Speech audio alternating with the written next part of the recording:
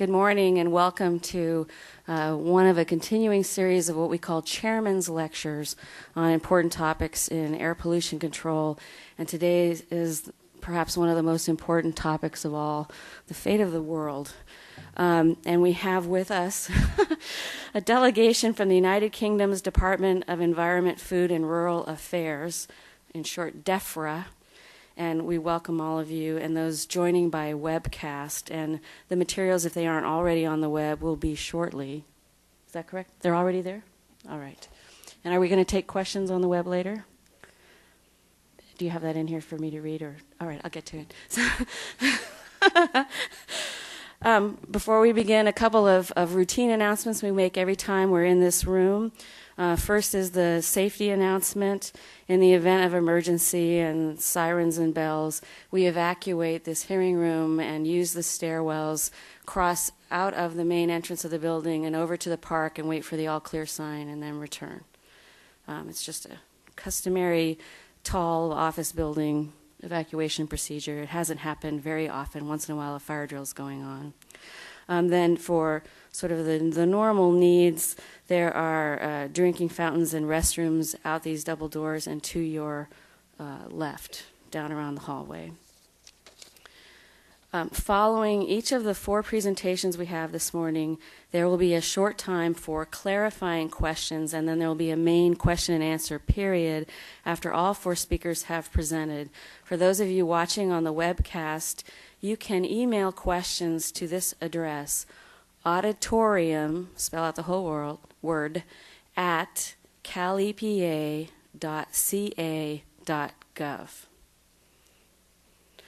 Assembly Bill 32, the Global Warming Solutions Act of 2006, authorizes ARB to implement a market-based mechanism to limit greenhouse gas emissions in addition to other customary command and control regulations. And this is a relatively new area for the Air Resources Board. To learn more about market-based mechanisms, we are bringing in a series of experts from around the world to educate us and you, interested stakeholders in this process. Today's delegation from Defra is the 3rd in this series, and there'll be many more. We want those who have gained expertise in designing, implementing, and managing market-based mechanisms to share their insights with us. The UK emissions trading scheme, you'll hear it called UK ETS, and they don't realize ETS in California is environmental tobacco smoke, which we regulate as a toxic air contaminant. So keep context clear. Was launched in March 2002 as the world's first economy-wide greenhouse gas emissions trading scheme, and the first phase runs until December of 2007, isn't it? It says 6 here, but it's 7. 6, okay. The United Kingdom is also a participant in the European Union Emissions Trading Scheme, which began trading in 2005.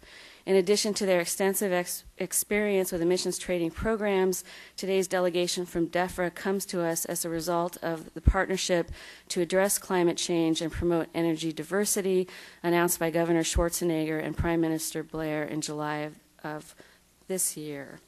In order of appearance this morning, the 4 speakers are Martin Nesbitt, who has been a civil servant for 15 years.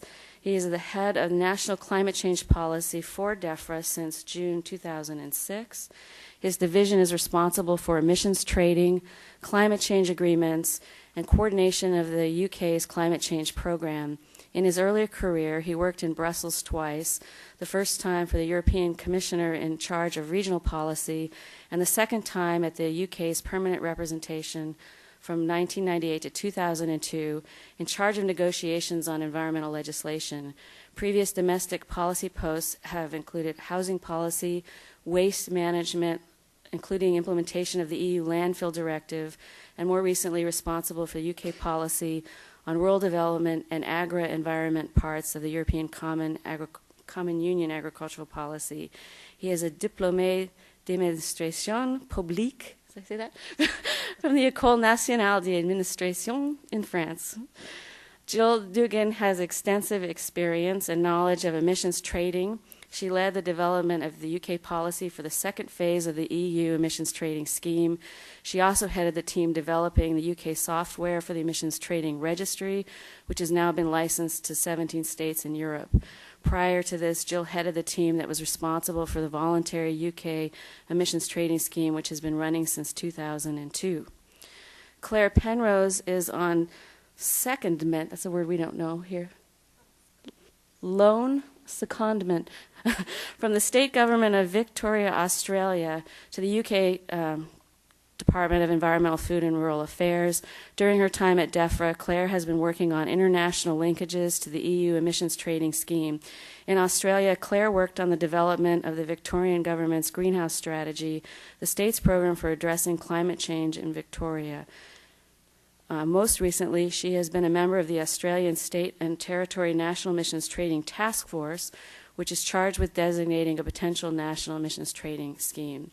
Tom Corcutt will not be making a presentation himself today, but is available to answer questions. Tom is an economic advisor on climate change and flexible mechanisms at Defra. He's been a government economist since completing an MSc in economics.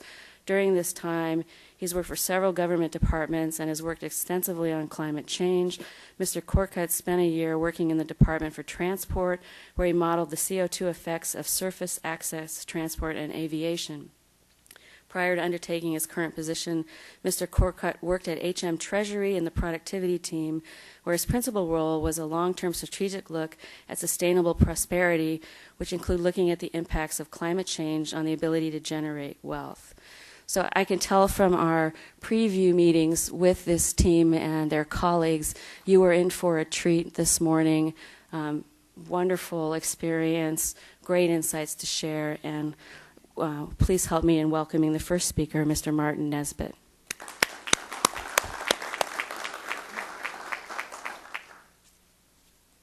Catherine, thank you very much for your introduction, and thank you for vigorously overselling the quality of the presentation.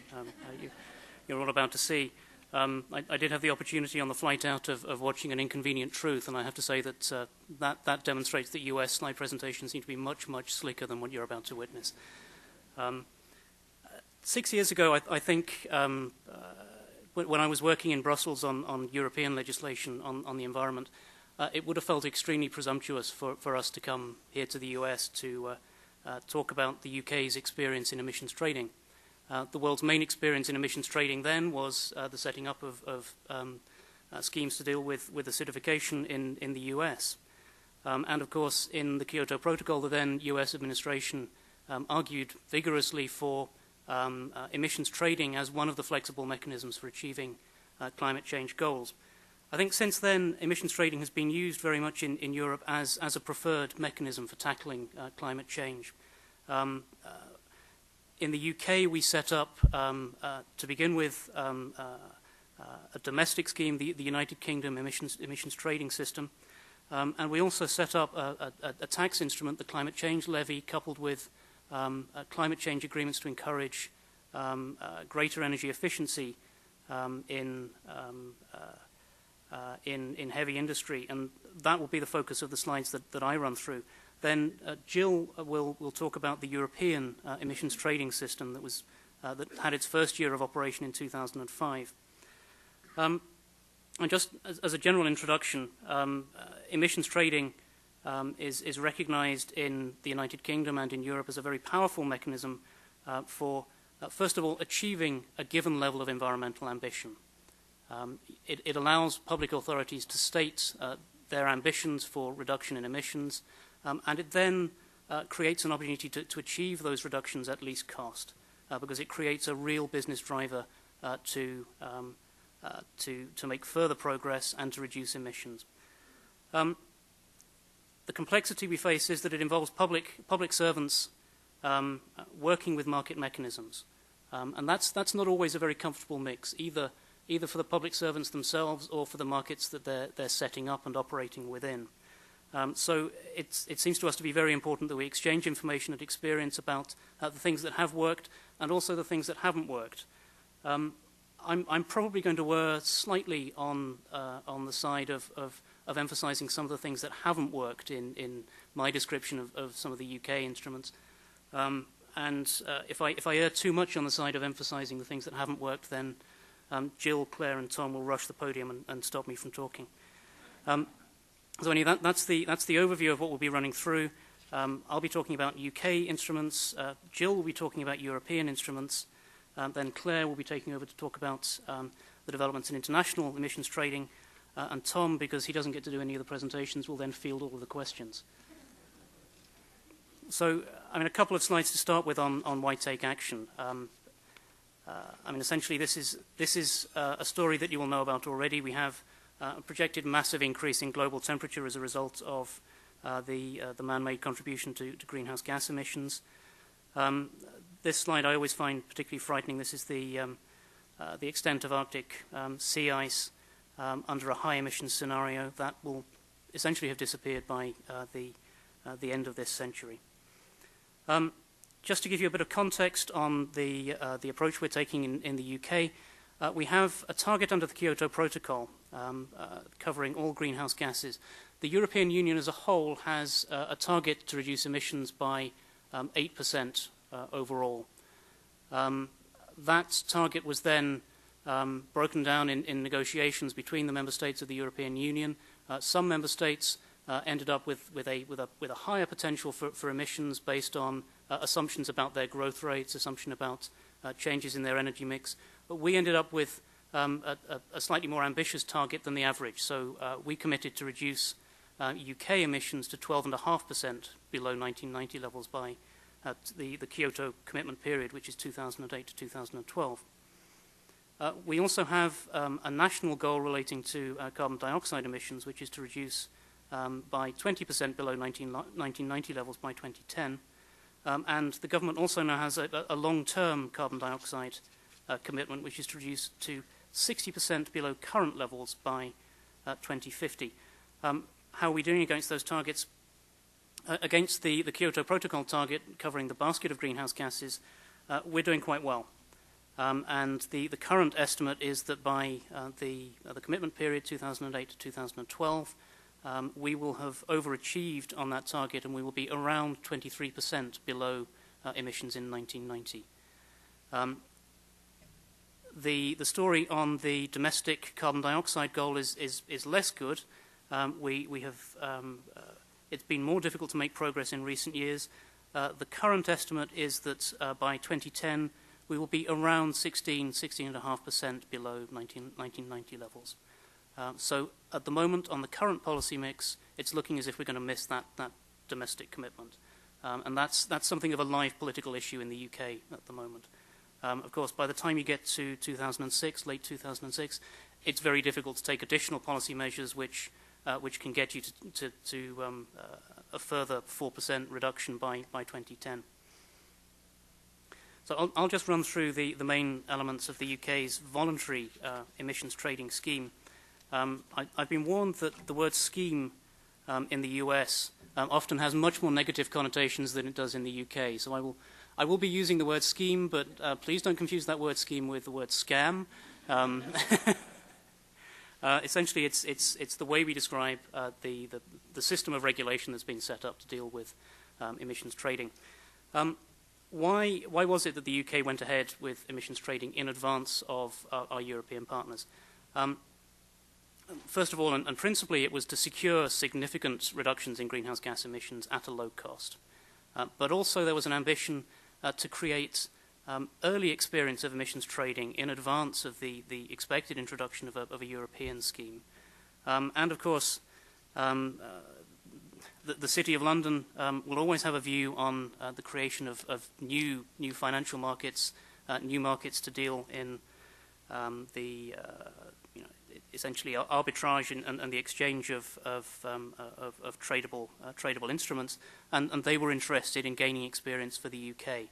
And one of the things that you do need to consider in setting up emissions trading systems is the potential for growth in that kind of service industry job. What are the key features of the United Kingdom emissions trading scheme? First of all, it's a voluntary scheme.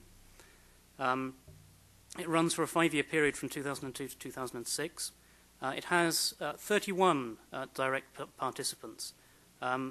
Those participants range from some large multinationals, people like BP, people like Shell, Ford, I think DuPont as well, to very much smaller operators, including, for example, local government installations.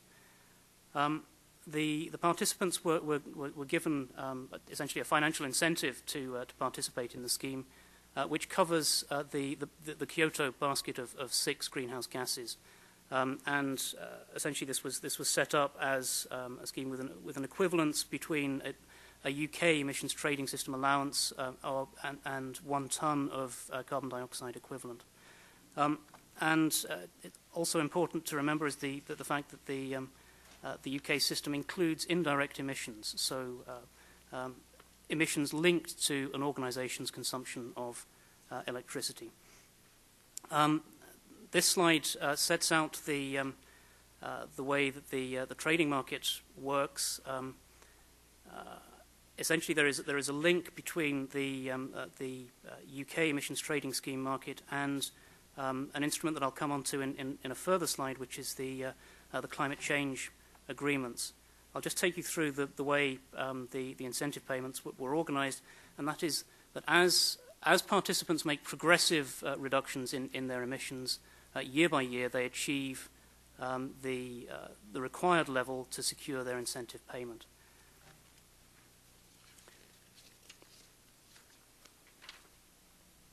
Just a quick word on climate change agreements. The emissions trading isn't the only instrument we've been using to tackle greenhouse gas emissions by a long way. One of the government's first instruments that were introduced to achieve greenhouse gas emissions reductions was the introduction of the climate change levy, which is a tax on business use of energy. That's both electricity consumption and also natural gas consumption.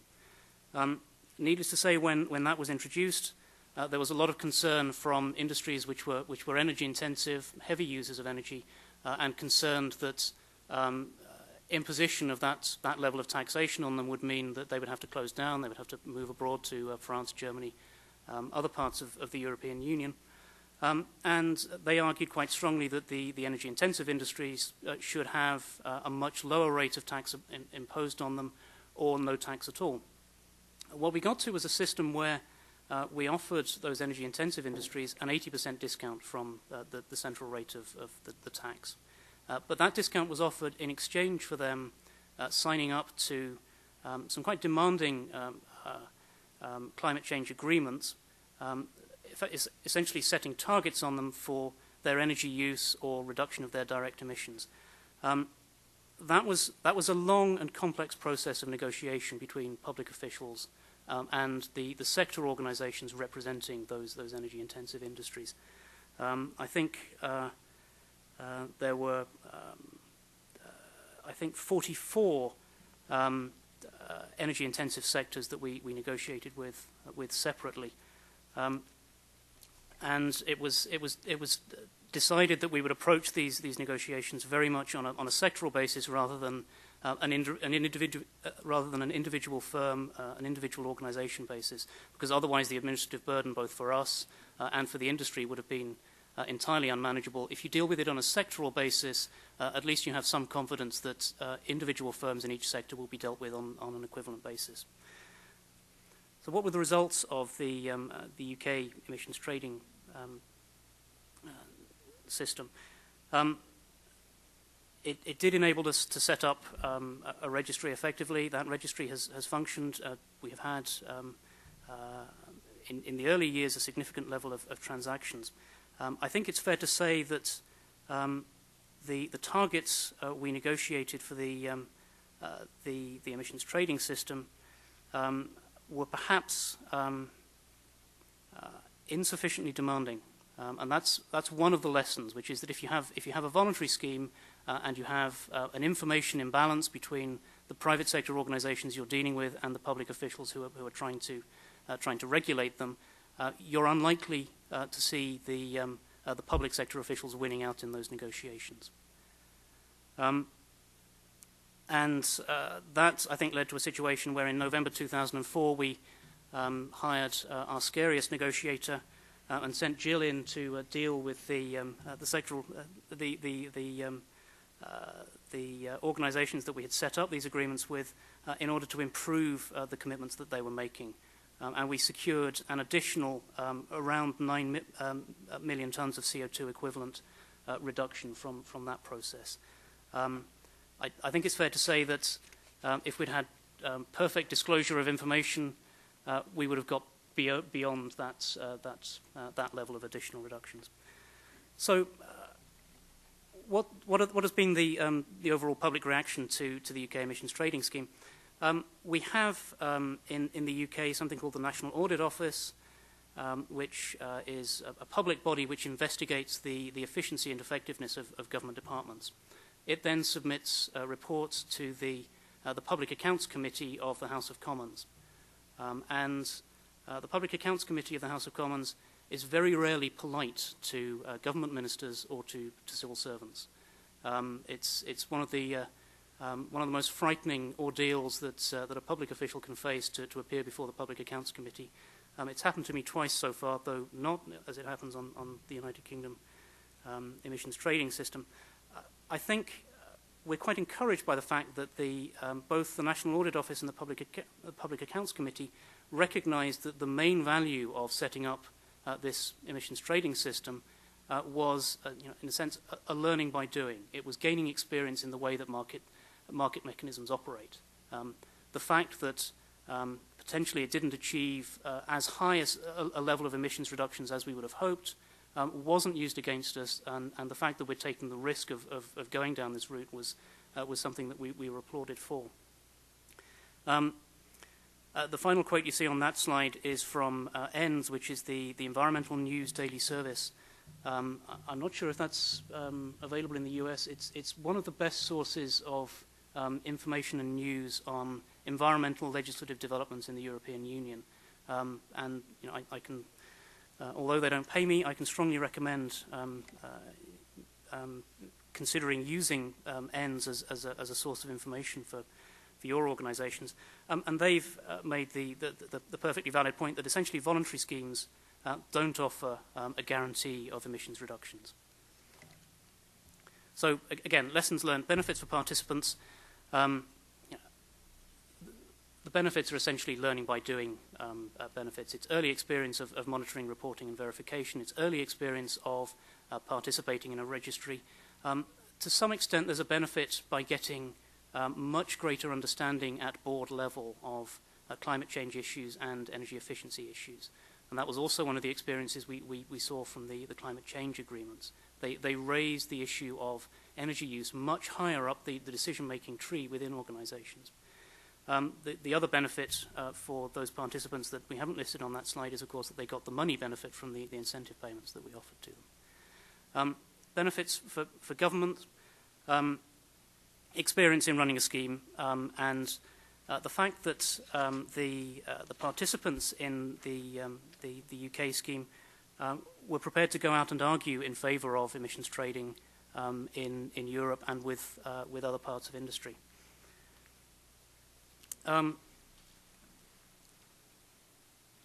Again, lessons learned. It sounds very much from what I've heard about the work that's been going on here in California, that you've recognised the initial problem that we've registered on that slide, which is the importance of having robust understanding of the likely future growth in emissions, the past trajectory of emissions, in order to ensure that when you're setting baseline, you can ensure that you're getting real and additional emissions reductions from the reductions that you would expect under business as usual. We think that the ability to trade emissions reductions has delivered greater reductions than we would otherwise have anticipated. And as the National Audit Office records, the difficulty in design of this system is essentially related to the voluntary nature of the scheme. What is the future for UK domestic trading instruments? The UK system for these direct participants will end at the end of 2006. We'll make the final incentive payment.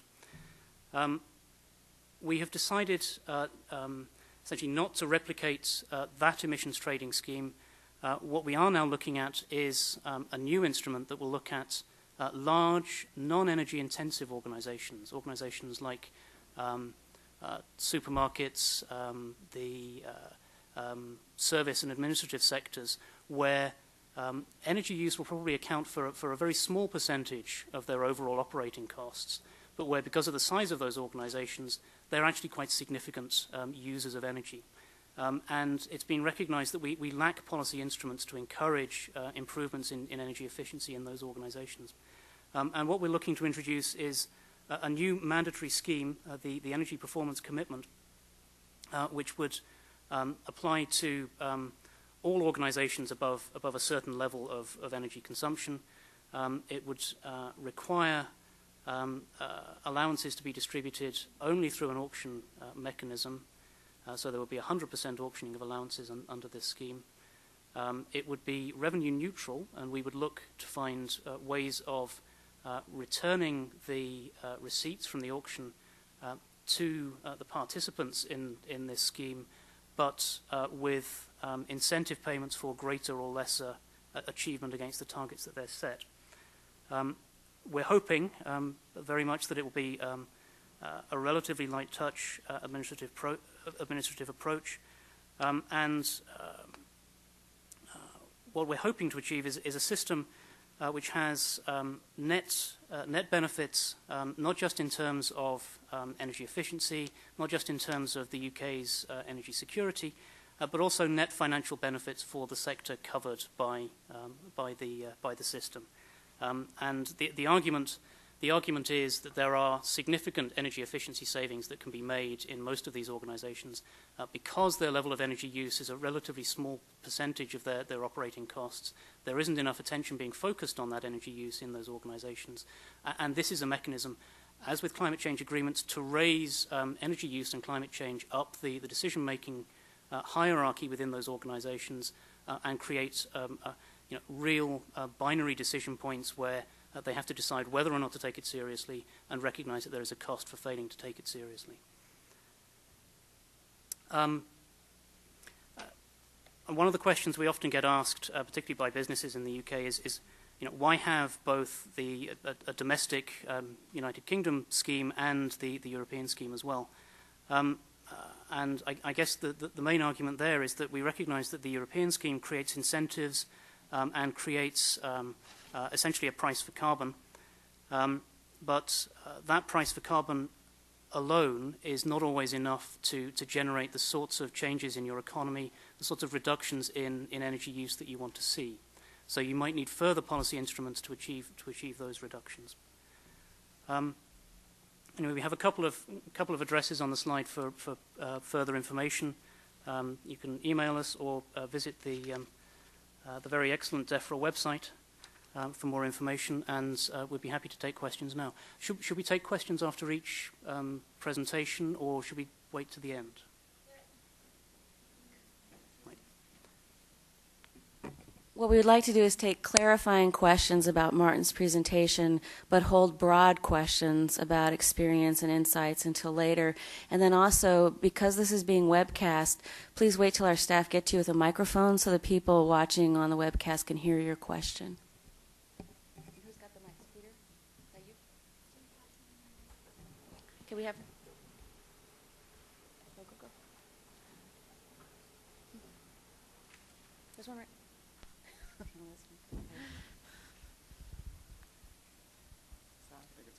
Hi. You mentioned financial incentives. Are you ready to be fired at? Okay. You mentioned financial incentives. I'm wondering what the total cost was or is to the public, if that's what you're talking about in terms of financial incentives, or if it's not the public, what the cost is to whoever it is. Jill, correct me if I'm wrong, but I think it's £40 million a year. Yeah, no, the mic is on. Is that working? Okay. Right. Ooh. Jill will correct me if I'm wrong, but I think it's £40 million a year. That works out, I guess, at about $75 million a year.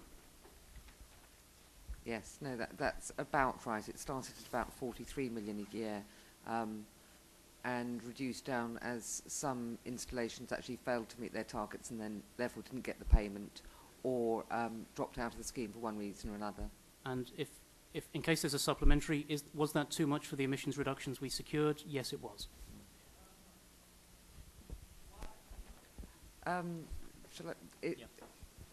I wasn't around when they started this, but it was started from they used an auction to ask for bids for emissions reductions against starting point the social cost of carbon, and at that time the social cost of carbon was estimated to be around £70 or about $140. And then they had a pot of money which they could repay those bids with incentive monies, and that was exceeded, unsurprisingly, at £70 a tonne. And the clearing price at that point was about £50 a tonne. When I joined the UK ETS about 2 years into its operation, we looked at that, and there were two main reasons. One was the imbalance of information that's been referred to, that companies had very good information about what they were going to be able to do, and they surely weren't going to volunteer to do something that they didn't think they could achieve.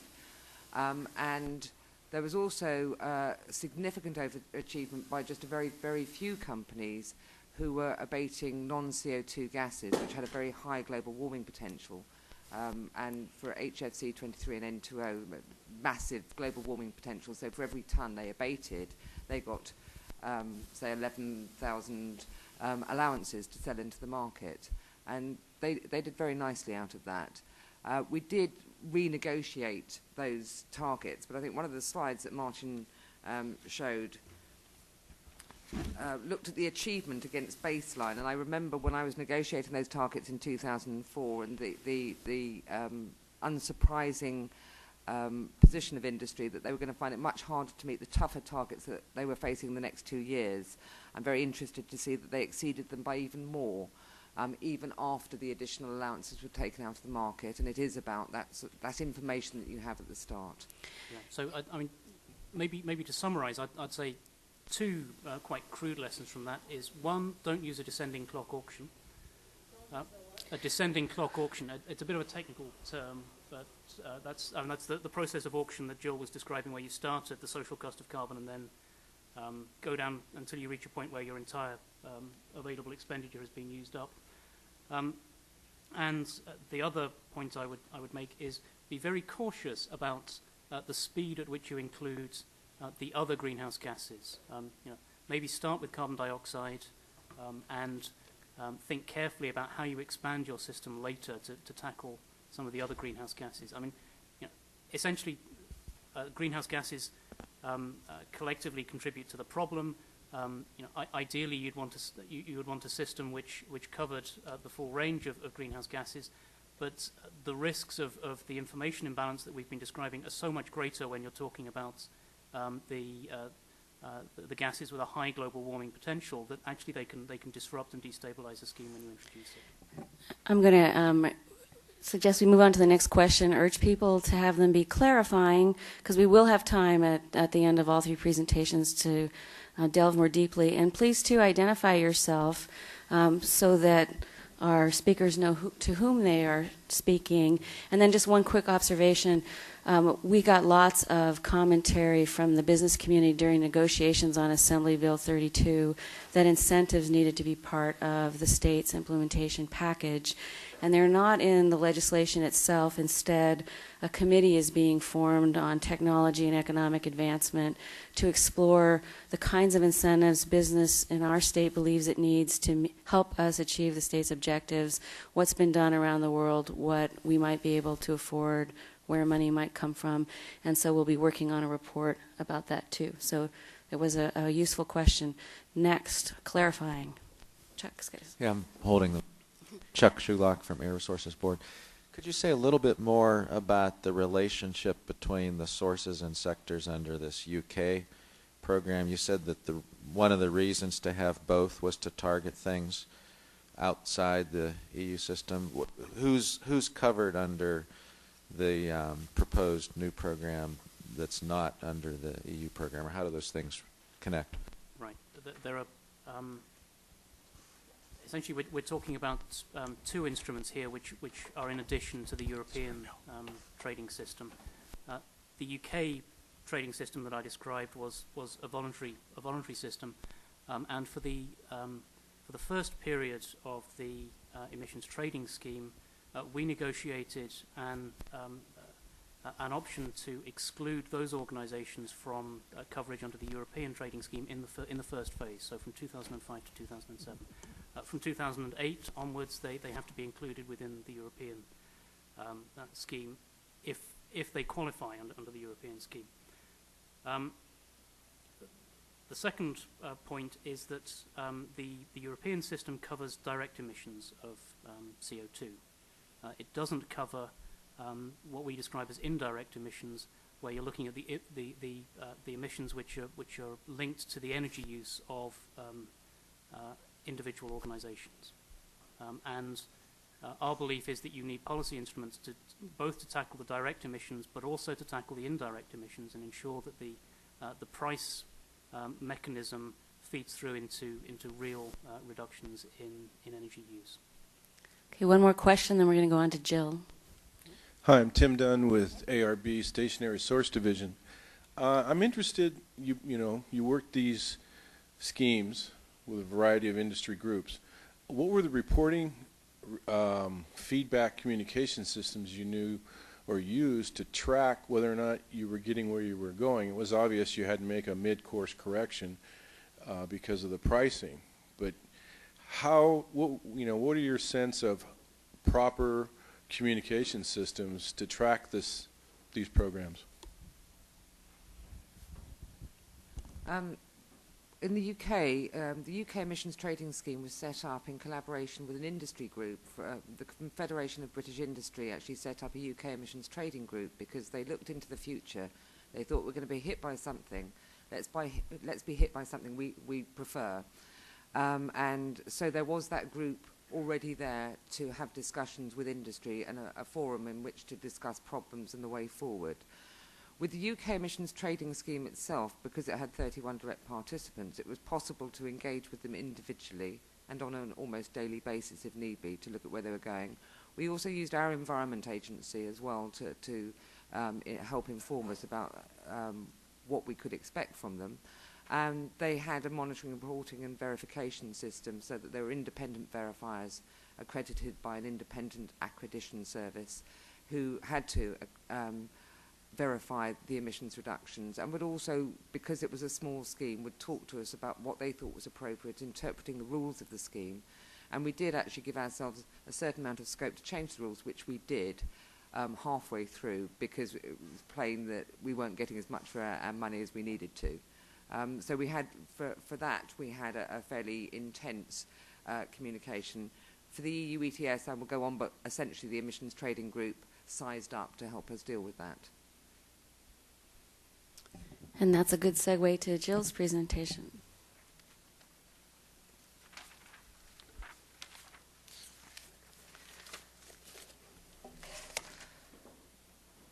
Well, thank you. And having had my baptism of fire with the UK ETS, a couple of years back I moved on to doing battle in the EU emissions trading scheme. And just to get an idea of the scale of the system that has been developed, there are 25 member states who are part of the European emissions trading scheme at the moment. That will increase to 27 from January next year when Bulgaria and Romania join the European Union. It doesn't include Norway, Iceland and Switzerland, though they are signatories to Kyoto. And they do, particularly for Norway, they are mirroring the emissions trading scheme, and Claire will be talking about how they're linking to the European scheme. The European scheme, in Europe, the Commission proposes legislation. It's then discussed in depth by member states in working groups, in informal committees, and by the European Parliament, which have representatives from each of the European countries in the same way as national parliaments do. And so it's quite a long, intense and drawn-out process with an awful lot of discussion. And at the end of the day, the Commission also has a role in decision-making. So when we're talking about the emissions trading scheme and individual states' proposals on how they're going to participate in that, the Commission actually assesses those proposals and can reject them. So it has an enforcement role as well. The EU emissions trading scheme is a cap and trade scheme, so there is a total number of emissions that are allowed within the scheme and allowances allocated in accordance with that. And then the 12,000 installations across Europe that are covered by the scheme can trade depending on how well they do against their allocation. And for the first phase, the allocation has been largely for free, and that will change slightly as we go forward. Those covered by the scheme, it's a direct emissions approach, so it's the responsibility is on those responsible for emissions directly, not end users of electricity. And each allowance, an EU allowance, is the currency of the scheme, equivalent to a metric tonne of CO2. And for the first phase of that scheme, it's for CO2 only. Some states are planning to introduce some non-CO2 into the second phase. And all organisations within the scheme and others who want to trade in allowances can trade with any state or organisation across Europe. So in March 2000, the EU announced its decision to develop a scheme, and by 2003, the directive had come into force. There was an awful lot of very intense work, and I have fellow feeling with those of you in California who are looking to do something similar in a very tight time scale. The start date for the emissions trading scheme was January 2005. The limiting factors on who managed to make that date were whether they'd had their national allocation plan approved by the Commission, and that meant that they'd had to have fully developed it first, and most states missed that deadline. And also whether they got their emissions trading registry up and running. I think the first state to be fully up and running in 2005, I think, was Denmark in about February. Nobody actually made the January the 1st date. UK actually made it in May, which was quite an achievement. Some states were still having their national allocation plans approved in 2006. But EU ETS was very much flagged as a learning phase. We had to get the institutions in place to allow emissions trading. And I think actually it's an immense achievement that 25 member states managed to agree the directive and get those institutions in place so very quickly. We're currently waiting for the Commission to start assessing the national allocation plans for the second phase of the EU ETS, which runs from 2008 to 2012, the first Kyoto commitment period. States have learned a lot. Those national allocation plans have gone in a lot quicker for the second phase, and we'll wait to see over the next few months just how the Commission deals with those. And there's also, over the next 6 months to a year, there's a review of the directive, an opportunity for all of us in Europe to see what we got right, what we got wrong, and what we need to change in the directive to make this scheme work better. The sector coverage in the scheme, CO2 emissions, as I said before, covers approximately 50% of all the CO2 emissions in Europe. Europe accounts for about 14% of greenhouse gas emissions globally. 12,000 approximately installations. Actually, I'll just correct Martin on one point from UK ETS. The UK ETS installations will go in next year, the ones that were out of the scheme. So they are constantly covered. It covers predominantly the large electricity producers, other energy-intensive installations, so refineries, iron and steel, pulp and paper, glass and ceramics, cement and lime, and some chemicals, and for phase 2 as well, offshore flaring from gas and oil. National allocation plan, each member state sets out its own and develops its own national allocation plan, and for the first phase of the emissions trading scheme, 25 member states interpreted the directive in 25 different ways. So that the scope, how they interpreted combustion installation was different in each member state. The scope of the scheme was different. How they allocated to their installations was different. Their rules on new entry and closure were all different. And that led to concerns about competitive distortion between installations, particularly those whose competitors were within Europe. but also a lack of transparency as to how much effort was being undertaken in each state. For phase 2, we have managed to harmonise the scope of the scheme. We've agreed what that should cover, what activities should be covered. And we've also recognised that some of the very smallest installations in the scheme are probably the cost burden to them of being in an international trading scheme is inappropriate. The monitoring, reporting, verification for small installations who account for very little of the emissions may be more appropriate dealt with in a national scheme where you can have a lighter touch. So we have learnt that, and I think we're waiting currently for the Commission to decide on UK proposals, and many other member states are looking to see what will happen. But in fact, overall for phase 2, more emissions will be covered as we've harmonised on the coverage of the larger installations.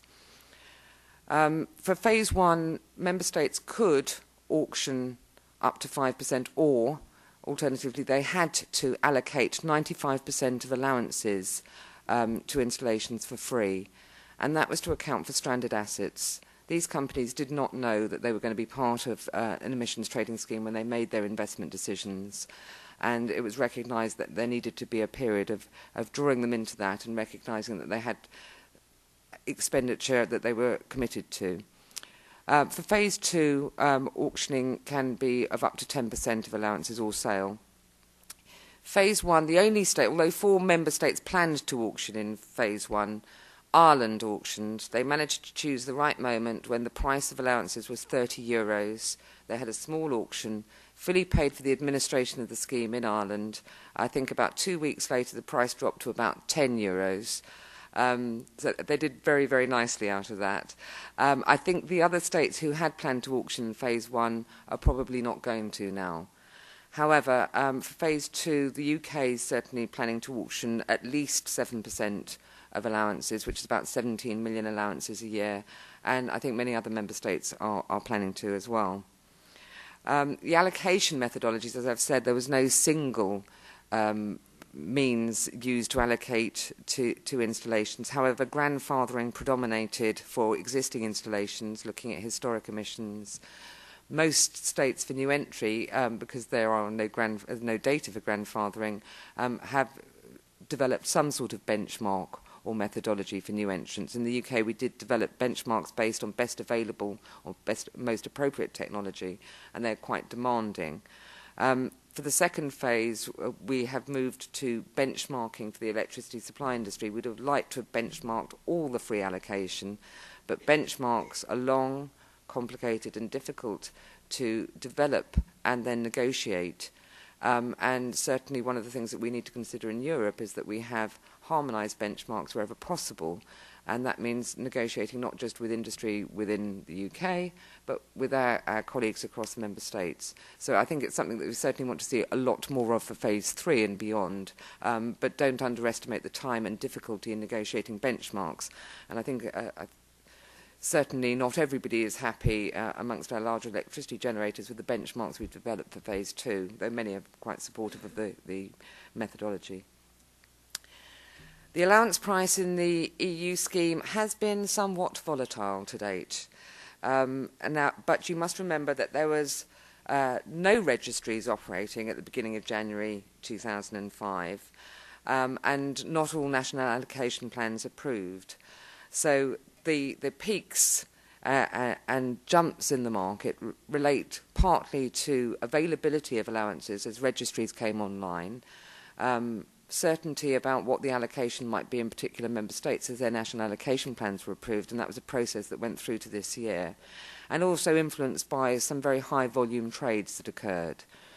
There was also, and you may or may not be aware of this, a poor handling of reconciliation data earlier this year, where many public officials in member states were not fully aware of the market sensitivity of the information that they had and put their reconciliation information into the public domain in an unstructured and unthought way. And the Commission were also caught out by information technology and released the information of the EU as a whole a day earlier than they'd anticipated doing. And that led to great leaps and troughs in the market as people made predictions about what the overall position would be. The overall position has been that there is a long market for phase one, certainly in the first year. There are a number of other things that drive fuel prices, and for 2005 they've been driven by a drought in Spain, which has led to less hydro-generated electricity and greater coal burn, and conversely in the Nordic states an excess of hydro due to heavy rainfall. So they used less allowances than predicted. Hots and colds, I mean, I would imagine over Europe as a whole we will find out that will even out, but nevertheless a particularly cold winter is going to impact on emissions. As I've already mentioned, the way in which information is announced is particularly important. We now have a much more sensible approach, I hope, in Europe to doing that and try to give advance notice to markets when information will be announced. Future trades, I think Martin certainly has mentioned earlier that trading for phase two of the scheme is at a much higher level in terms of price than for phase one, and that's based on the anticipation of how the Commission will treat national allocation plans for the second phase. The other things that do impact on the price are the availability of credits from the Clean Development Mechanism, and that will be talked about later as well. So this isn't entirely accurate, actually, this particular shot of who was long and who was short in phase one, but gives you the general picture. I think it did not take into account allocations to new entrants. But on the right-hand side, you will see that Ireland, UK, Spain, Austria and Italy were the only states in which there was a shortage of allowances overall last year. And all of the rest, right down to Lithuania, who was quite generous in their allocation to their installations, had a long position. And I think it's about 90 million long. It's a tiny percentage of the overall allocation, a very, very tiny percentage. But nevertheless, it is a long position.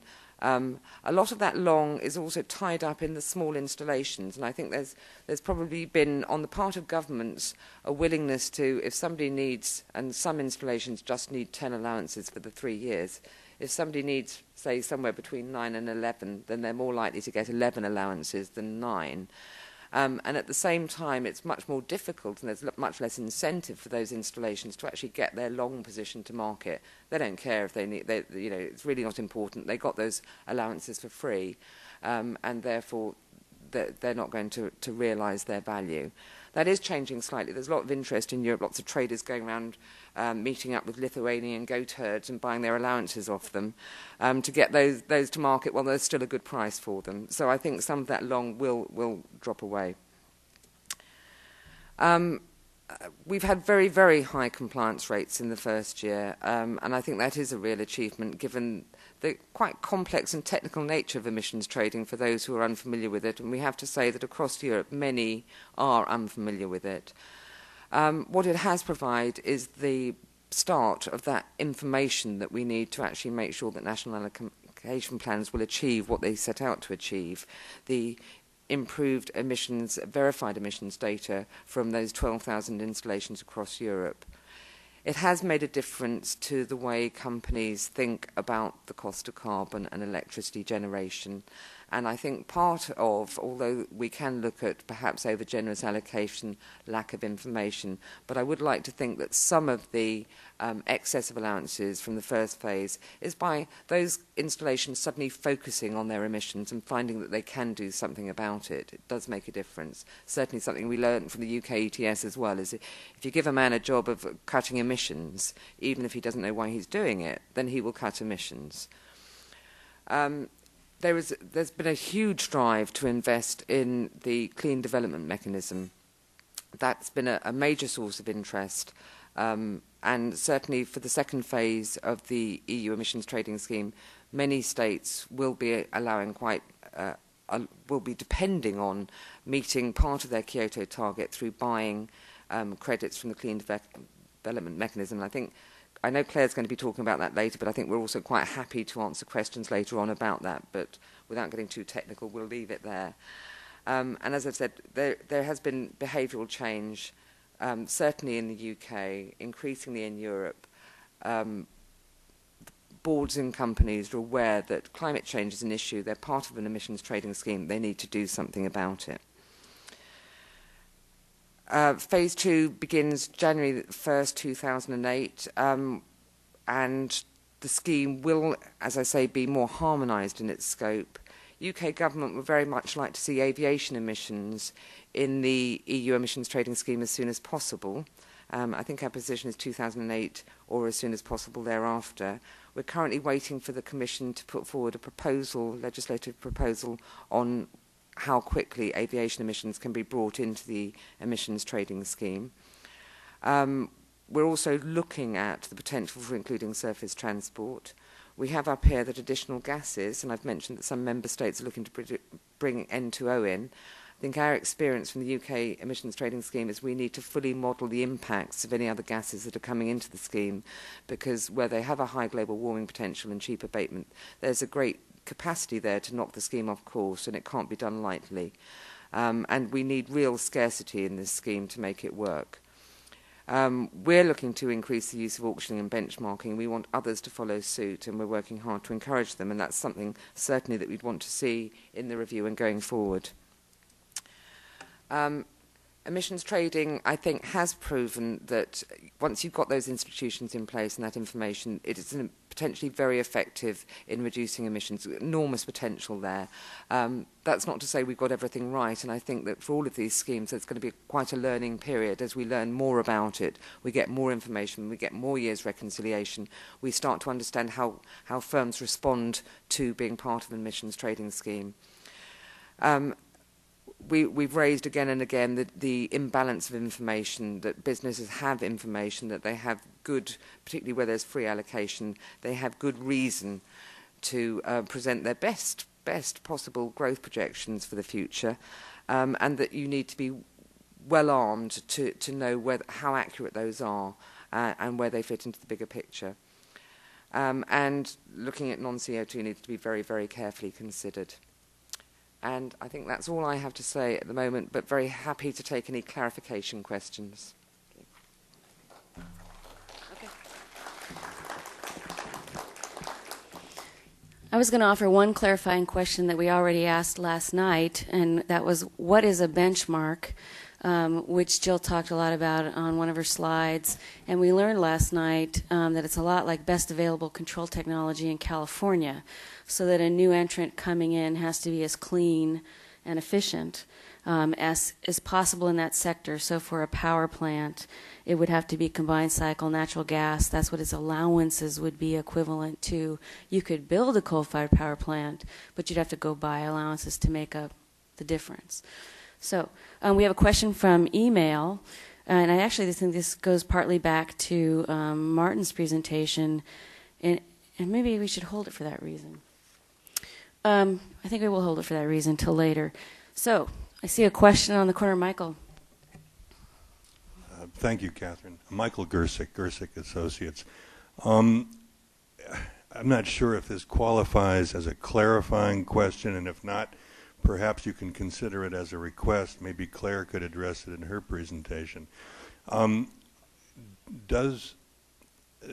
Do any of the members of the panel have an opinion on whether California could or should join the existing ETS system as a means of trading carbon? Are there legal, institutional, or other impediments that would argue against what seems to be a very constructive opportunity for California?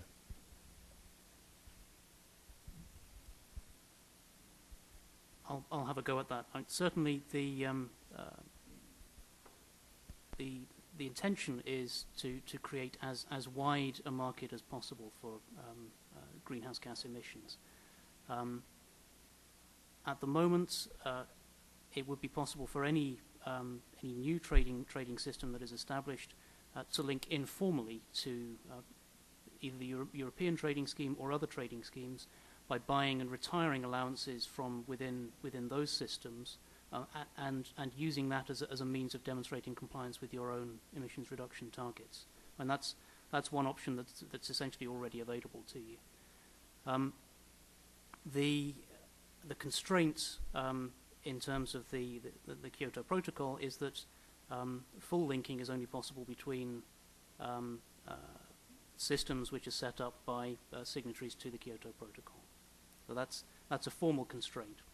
Now, one of the interesting things in a document published by the European Commission on Monday is the suggestion that a working group that it's setting up to look at the European system from 2013 onwards should also look at the potential for and options for linking with schemes both in other Kyoto Protocol parties, but also in states and other institutions below national level which are setting up emissions trading schemes themselves.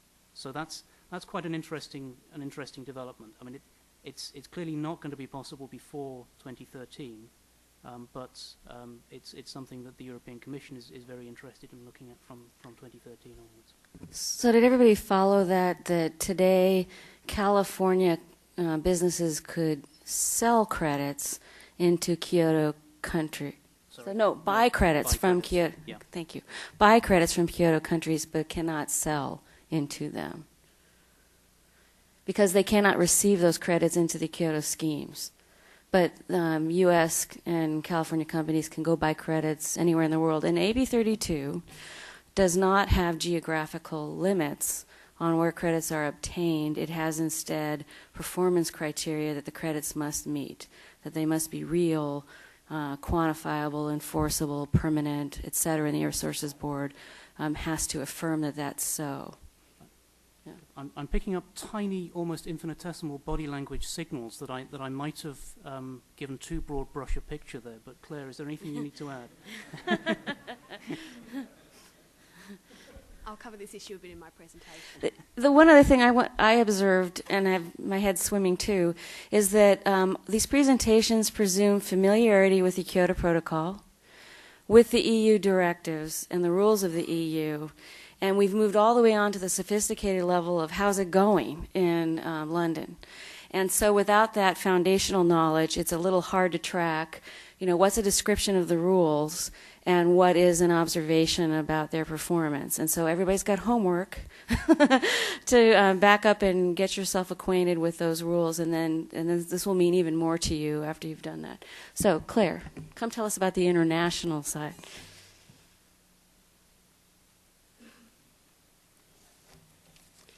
Okay. Can you all hear me okay? Now, I'm just going to try and keep this brief because I know that you'd probably all like an opportunity to ask some questions, so I hope I don't go too quickly through some of these issues here, but hopefully this will provide a little bit of some of that background and foundation information about the Kyoto Protocol, etc. But firstly, I just thought I'd like to give a quick run-through of a bit of the international scene and who else out there is thinking about and actually operating emissions trading schemes. You'll see from the diagram up on the screen that there really isn't a lot of emissions trading schemes out there operating at the moment. Martin and Jill have talked about the UK and the European schemes. Norway likewise has an emissions trading scheme currently operating. It's mirrored exactly on the European scheme, and that's in anticipation that they will join the European scheme within the next year or two. So even though they're not a member of the European Union, they wanted to always have their emissions trading scheme to be part of the European scheme because they value the benefits of being part of a larger market. Norway is a very small country. Their scheme covers a very small number of emissions. Therefore, they're perhaps not having the advantages that you do get from trading in a larger market. The other two schemes up there on the diagram are the Chicago Climate Exchange, which some of you might be aware of, voluntary scheme that's been set up for North American businesses to participate and learn about emissions trading. Again, there's obviously issues relating to voluntary schemes, but there's obviously a lot of people out there who are learning a lot of lessons from operating that scheme. The other one is a very little one down where I come from in the state of New South Wales in Australia. It's a slightly different scheme. It's called a baseline and credit scheme. I don't want to go into too much of the details of that, but it's not capping emissions. Effectively, it's encouraging electricity retailers in that state to reduce the intensity of their emissions production rather than actually capping the amount of emissions they can produce. That scheme will only operate until 2012, at which stage it's hoped that the other Australian states and territories will join New South Wales in having a national cap and trade scheme. But there are a few other people, like the Californians, who are also thinking about introducing emissions trading schemes. I assume most of you will be aware of the proposal in the northeast of the US, the Regional Greenhouse Gas Initiative, so I won't go into that in much detail, but that's a cap and trade scheme being proposed up there for the power sector, covering just CO2 emissions and proposing to start in 2009. You'll also see that Switzerland they're not a member of the European Union, but like Norway, they're proposing to develop an emissions trading scheme that would link with and be part of the European scheme. Hasn't started yet, and they haven't got too far in their discussions on what their scheme will be and when it'll start, but they are anticipating having one shortly. Japan and South Korea, they both have pilot emissions trading schemes. These are very small schemes run by their respectively the Department of Environment in Japan and the Energy Department in South Korea.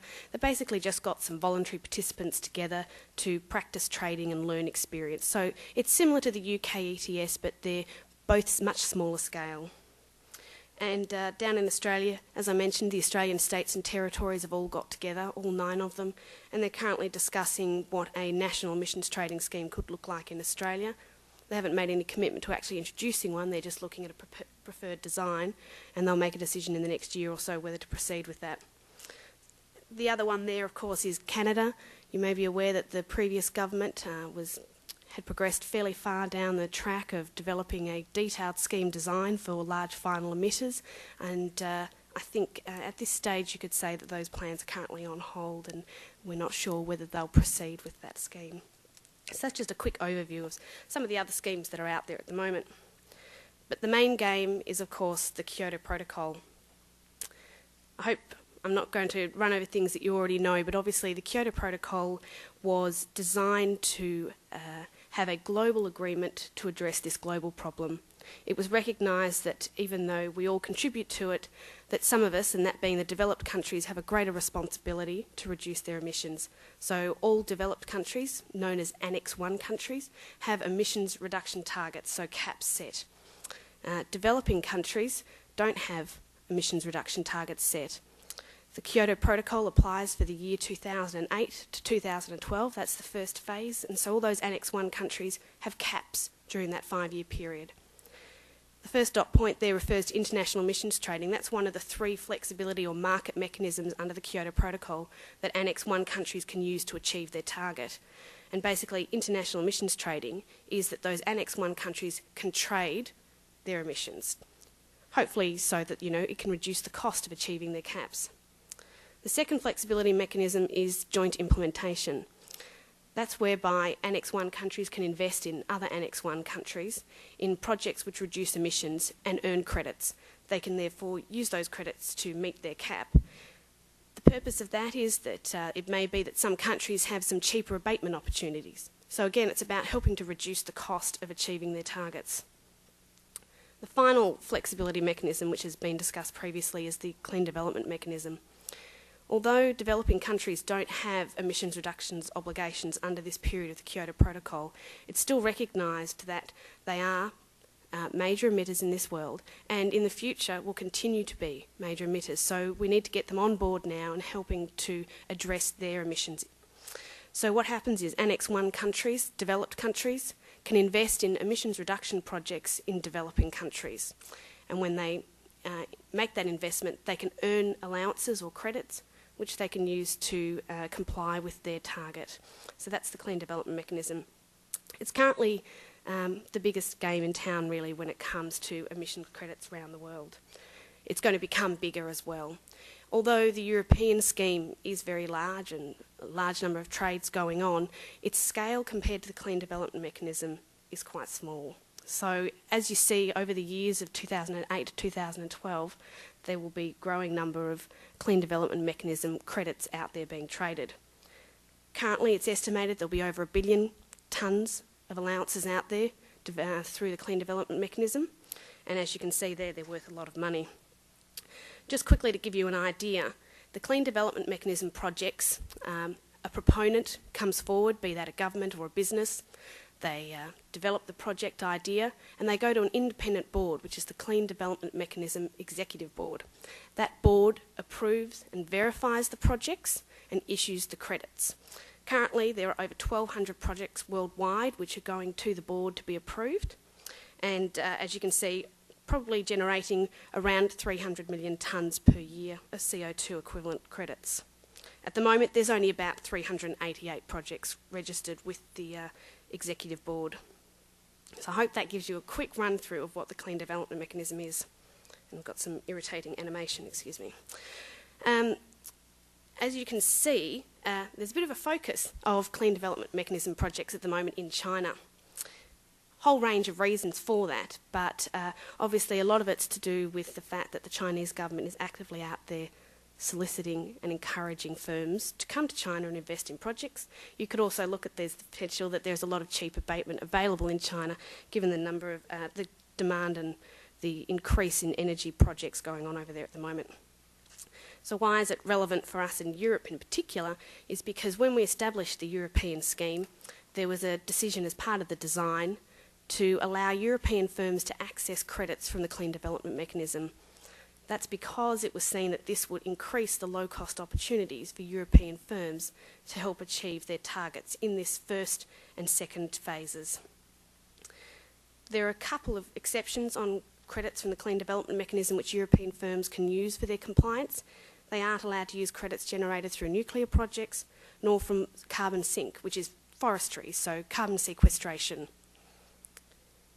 The other thing is that there is a limit at which European firms are able to use credits from the Clean Development Mechanism to meet their targets, so they can't go out there and purchase 100% of their emissions through Clean Development Mechanism credits.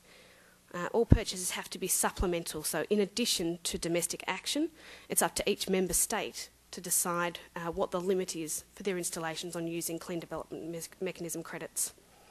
So as you can see there, you can look at the use of Clean Development Mechanism and joint implementation, though I haven't talked about that much, credits as being a safety valve on cost. So rather than perhaps as some schemes are proposing that there be a cap on the price of allowances, you can increase or open the access for firms to cheaper abatement opportunities in developing countries.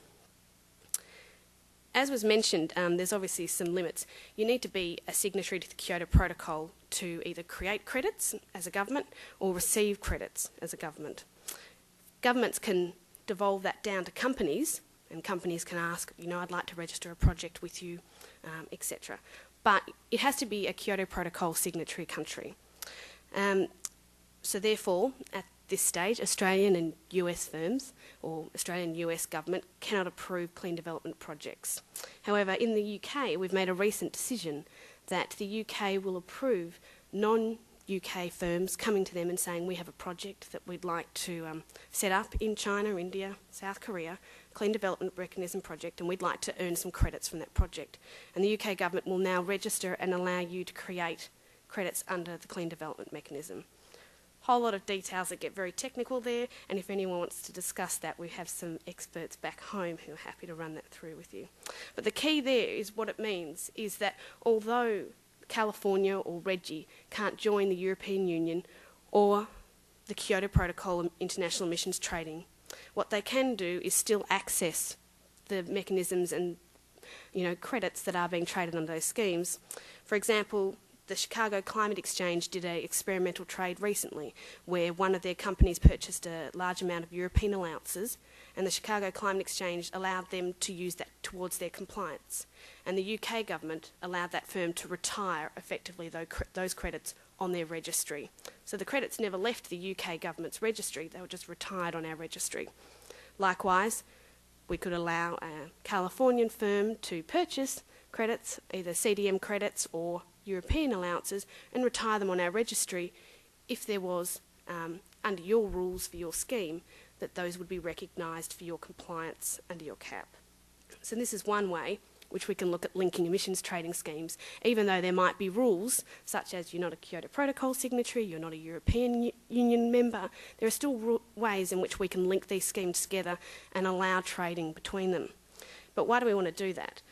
It comes back down to the basic economic theory for why we go for trading in the first place, and that is that by allowing flexibility in how we reduce our emissions, we should hopefully access the lowest cost means of doing so. Increasing the size and the liquidity of the market should hopefully increase the low-cost options out there to us. So obviously the bigger the market, possibly the lowest cost it will be for achieving the caps. Also, as it's been mentioned, climate change is a global issue, and while different governments and institutions will make different decisions about how they address climate change, it's obviously in all of our benefits that the more of us that do take action, the better chance we've got of reducing the problems of climate change. So the more schemes that link together, we've got more of us on board, and it's representing a multilateral approach, or more of a global effort to this problem. The key thing is that a lot of people say, well, if my scheme's a bit different from your scheme, can we link? We can. There's always going to be means by which we can link schemes and find fixes, but obviously the closer they are, the more similar they are, the easier it's going to be. I mentioned before that Norway has designed their scheme to be pretty much identical to the European scheme, and that's because they see it as a really high priority for them to be able to link and recognise that they'd get more benefits if their scheme was as closely designed or similar to ours. And just quickly, so this may be a little bit of technical jargon that you don't need to worry about, but what do we mean by linking? A lot of people think that linking means, well, I have my credits, you have your credits, and we trade them back and forth. But there can be a little bit more flexibility to that. So direct linking is often what people think about, and they say, well, we'll trade between the schemes and we'll trade within the schemes. That's perfect bilateral linking. However, there can be, as I mentioned before, unilateral linking, which is what the Chicago Climate Exchange did when it allowed one of its firms to purchase European allowances and acquit them. But in Europe, we don't allow our firms to purchase Chicago Climate Exchange credits and use them for compliance because it's not part of our rule set. So that's unilateral linking. One system can allow credits to be recognised and the other doesn't. There's also indirect linking, which is what you can see emerging through increasing use of domestic schemes like the European scheme, REGI, etc., allowing firms to use CDM credits as part of their compliance. So they're all linking up and using the CDM, but they're not directly linked to each other. So what you're finding is that you'll eventually, hopefully, have some form of price arbitrage through the price of CDM credits flowing back into those other schemes, and that's how they're linked, is through this one central mechanism with their price, and then it will flow back through. So I know that's a very simplistic explanation, but it's just perhaps for those out there who are wondering about how do we all link up. As I mentioned, there's a lot of people back home who can go in and talk to you in the details, be it about clean development mechanism or those other emerging schemes or how to link them, and you can find their contact details either on the website or at this email address. Thank you.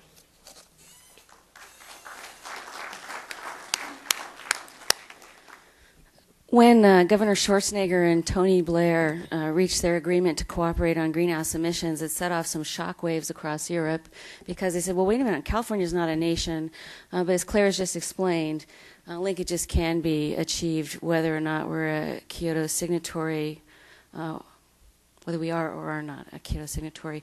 Also, since this is the budget time of year for state agencies and we're all preparing and putting into the governor, and then his budget proposals come out in January, we've been looking ahead and thinking ahead about how to finance the technical work that's required to support trading. And she talked too about indirect institutions that can help, and there's a methodology board in Brussels which is laboriously working through these protocols and these proposals, and we might choose as the state of California to say if it's good enough for the methodology board in Brussels, it's good enough for us, and not replicate that work. But that's just one of the possibilities. We could set up something comparable here. At this point, we're going to open it up to all questions, and I will ask the folks from ARB and some of our visitors will have a chance to talk to our visitors a little bit later today. So if we could give some of the time to people who are only going to see them for this next 35 minutes to raise your questions. And again, please identify yourself for the record. Well, there's not a record, but and speak on the mic for the benefit of the webcast. And we might take the webcast question first. Okay, thank you. The question we've had from Michael Endicott is, in implementing the original scheme in the UK, how important was the establishment of the climate change levy? And in the new programme, is the levy completely gone? I mean, in a sense, the decision to establish a climate change levy was pretty much independent of the decision to establish an emissions trading scheme. You can set up an emissions trading system with or without tax instruments alongside it. I think it's probably fair to say that we've got at the moment perhaps a slightly confusing mix of instruments in the UK. Certainly that's what business organisations are constantly telling me. But to return to the climate change agreements, which are the mechanism we use to provide a rebate from the levy for energy-intensive industries in exchange for achievements of targets on energy efficiency. If a firm is covered by the European emissions trading scheme, it gets the tax rebate in relation to those emissions which are covered by the European system. And it gets the tax rebate for a separate set of commitments which are covered by its original climate change agreement. That's an overly complex system, but it was essentially the system that the businesses who had signed climate change agreements with us wanted us to introduce. In the new program, Michael was asking, is the levy gone? And the answer is no. I don't want to say anything too cynical about the tendency for governments to set up taxes and the frequency with which government then removes taxes once it's set them up. Essentially, if we did decide to remove the climate change levy, the government would need to find those resources from other tax instruments. When the levy was originally set up, it was accompanied by an equivalent reduction in payroll taxes. So the logic would be, if you got rid of the climate change levy, you would then have to increase those payroll taxes to make up the shortfall in government revenues.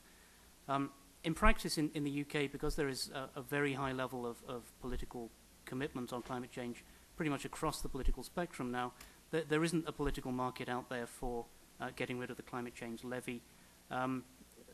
There might be questions about whether we should change the levy's basis, the way it's calculated, change it from a levy on energy use and make it a tax on emissions.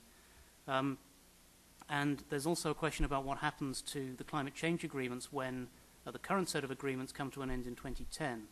And one option is to move from relative commitments from the firms that are involved to absolute commitments. So instead of simply the energy intensity of their activity, it's absolute energy use and absolute emissions linked to that energy use. And that's one very attractive option that we're looking at. Is there a question from the audience? Lots of hands.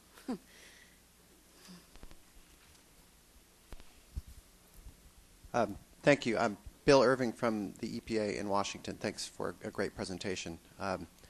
My question, I spent a little bit of time in the UK in 2001 and 2002, and if I'm correct, Defra was in the situation of planning their own domestic trading scheme and not quite up to the point where it was launching it, and then was exposed to the EU directive midway through. Could you offer maybe some lessons and some insights about what that was like and what maybe you could have done differently or what you would have liked to have seen differently from the EU on that?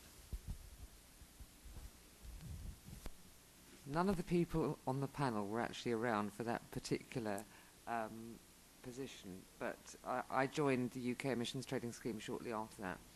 The UK had a proposal that it was pushing quite hard at the Commission to include indirect emissions and a proposal for its own scheme.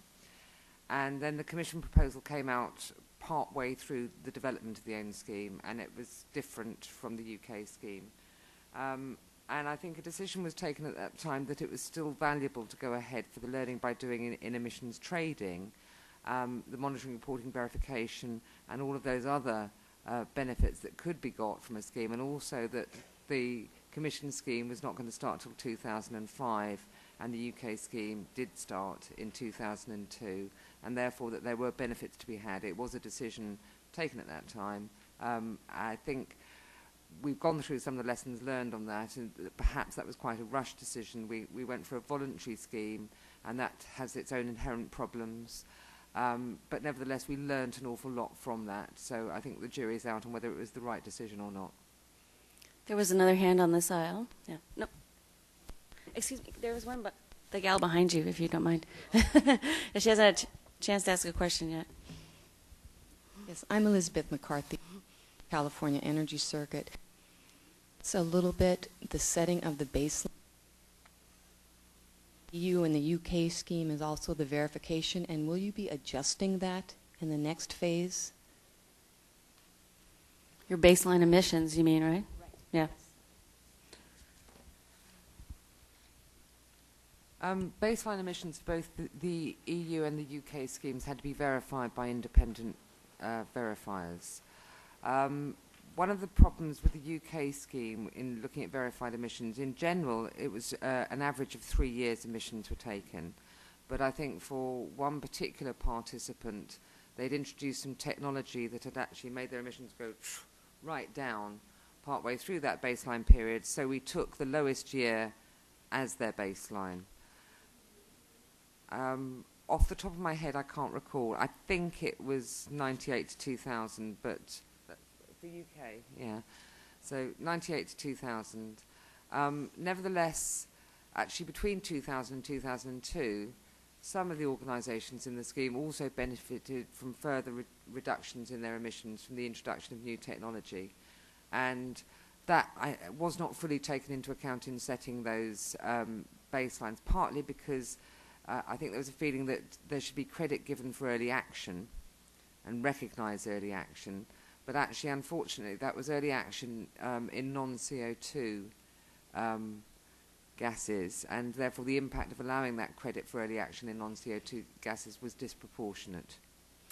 The people on the web are very interested in non-stationary sources of CO2, and so a question has come in for Jill on aviation and for Martin on transportation, and what can we expect to see there?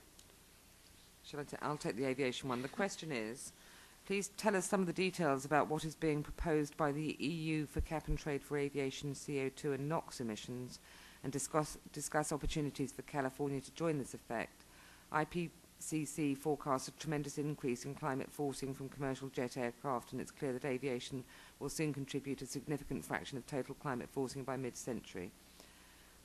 Certainly, the UK is concerned, although I think at the moment aviation accounts for about 6% of UK's CO2 emissions, 11% once you take into account radiative forcing. By 2050, because we're expecting to have taken action, significant action on our other sectors, that even with action, the growth in aviation transport, it will be the biggest single contributor to UK greenhouse gas by 2050, unless we do something more significant about it than we have to date. The UK government's position, I think I've already said, is to have aviation within the EU ETS in 2008 or as soon as possible thereafter, which 2008 is clearly very challenging as we don't have the Commission proposal yet. There's 3 options for inclusion of aviation. You could include only intra-EU flights within the scheme. You could include all flights departing, or Commissioner Dimas from the Commission last week suggested that the proposal might be for all flights arriving and departing from the EU. There are clearly negotiations to be had at an international level when it comes to dealing with aviation that impact on that. The Commission's proposal is due by the end of this year, and I think probably all we'd want to do at the moment is to say we would like to see certainly all flights departing, but we will have to wait and see what the Commission's proposal is. I think in terms of linking, as Claire already brought out in linking post-2013, I think there are opportunities for linking, but we clearly need to see what the Commission's proposal on aviation will be first. And what are you going to do about cars and trucks? Well, if I could just add, first of all, on aviation, clearly one of the issues that the European Union will be tackling is negotiations within the International Civil Aviation Organization and ensuring that parties to the Chicago Convention are sufficiently cooperative with action that's being taken in some economies, like the European economy, to tackle aviation emissions, that they allow that to go ahead. At the moment, there's a lot of concern within the ICAO on whether parties are allowed to set up emissions trading mechanisms which apply to airlines which are based in other nations, and that's a potential constraint on our taking action in that area.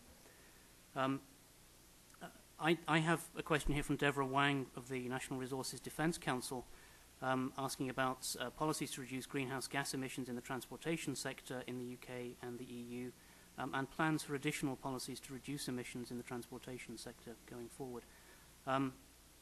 The main, well, there are 2 points to make here. One is that, as Jill was saying, we have a UK ambition to include aviation within the European emissions trading system.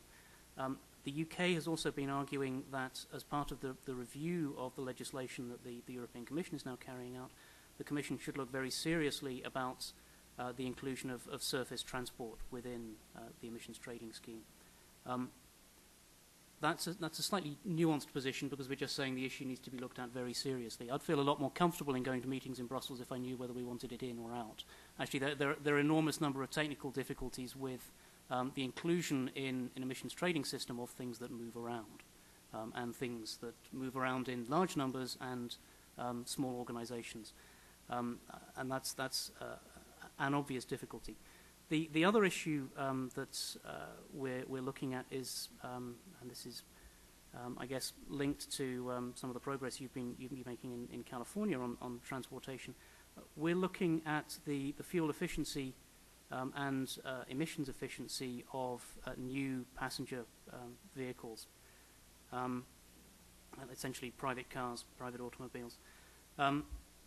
There is a voluntary agreement at present between the European Union and the main vehicle manufacturing organizations operating in Europe. We have one agreement with the European manufacturers, one agreement with the Japanese manufacturers, and one agreement with the Korean manufacturers that are based in the EU. And that seeks a reduction to, let me get this right, I think it's an average fuel efficiency of 140 micrograms per kilometer, averaged across the cars put on the market by those. Which check is how many miles per gallon for Americans? Yeah, I was just worried. The European standard is how many miles per gallon? Oh, okay, sorry. It's a different metric, essentially. Yeah. So